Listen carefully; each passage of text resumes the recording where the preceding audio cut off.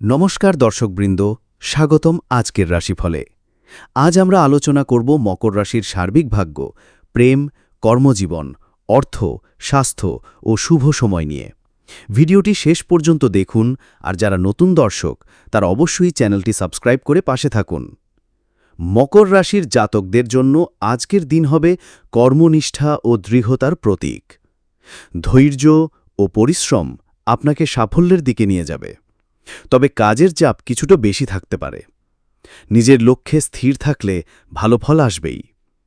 প্রেম ও সম্পর্ক। প্রেম জীবনে ছোটখাটো ভুল বোঝাবুঝি হতে পারে, তবে খোলামেলা আলোচনায় তা মিটে যাবে। অবিবাহিতদের জন্য বন্ধু মহল থেকে ভালো প্রস্তাব আসতে পারে।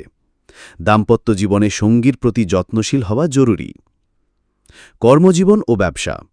কর্মক্ষেত্রে আপনার পরিশ্রম ও দক্ষতা ঊর্ধ্বতনদের নজরে আসবে। নতুন কোনো দায়িত্ব পেতে পারেন।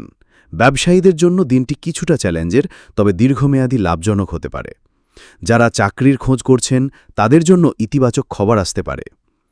অর্থভাগ্য। অর্থনৈতিক দিক তুলনামূলক স্থিতিশীল।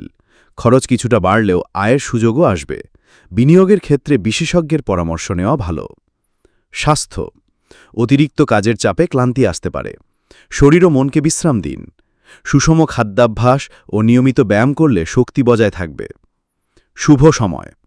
মকর রাশির জন্য আজকের সবচেয়ে শুভ সময় সকাল 10টা থেকে 11টা এবং সন্ধে 7টা থেকে 8টা পর্যন্ত। এই সময়ে নেওয়া পদক্ষেপ ফলপ্রসূ হবে।